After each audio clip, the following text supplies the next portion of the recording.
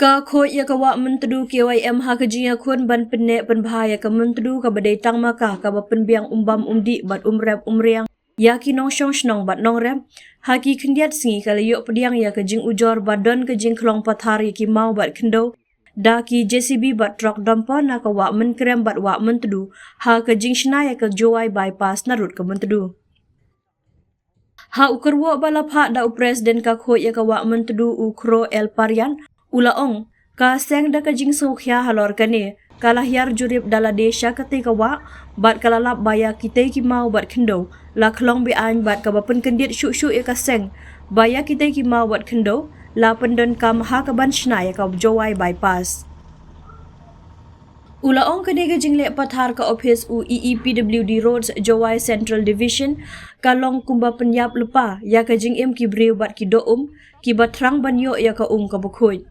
Syuk kalalong kumbala lek kenang ban persyak ya ka hukum UDC West Giant Hills District kumjuk ka hukum UCFO JHADC kabalakang persyak ban kelong mau kelong syap na kawa mentedu kamtam daki truck JCB bat dampa.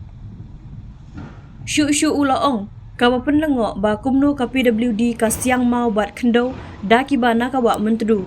Hato ya kate ka surok kabala shna daki peukulur lahi ban siang surok tang daki mau ka kendo na kawa.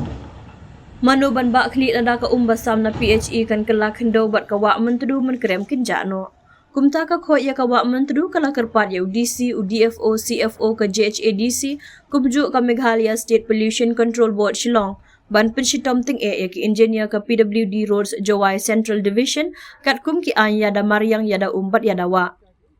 Ha kani ke jinglek page ladon rengkat ke kong bi bla MCS ADC West Giant Hills District uba H nengnong EEPWD Roads Jowai Central Division UH pasa na ka office CFO JHADC bar kiri rang ba kasnong Jowai. Mau tapala ini nong chong the question mark mata ke district magistrate kata ke myo ang ke design ang tengil la lo me gini ke bopul khoi nang ni kit becha dam becha nang sai kami kata tengin dapoy bahaban ganun ko ma ke myo shwa to kada administrative ada ma kong nong ko myo shwa to tengin identify kan ma ang gi jaka pa de ban long ma ka ko mi dingi kwa ba ki ban ta de sange shwa na patlo tai kinne ki bala dep kanne kate ka PHE store kadang ka pam kam ini tu ki cak tengin itu jelas nang ben kan mungkin bila kelong kalong ka bashay bet no abi ta sa pun bila de da ka bashay bet ya kan nirungin klong no ne kin klong no ne i shwa kom ne i shwa hadu kata kapol bangin da yo da ko wi ka order ne emi kini tigala ong ni men kelong lo to ka por am ka sukun yes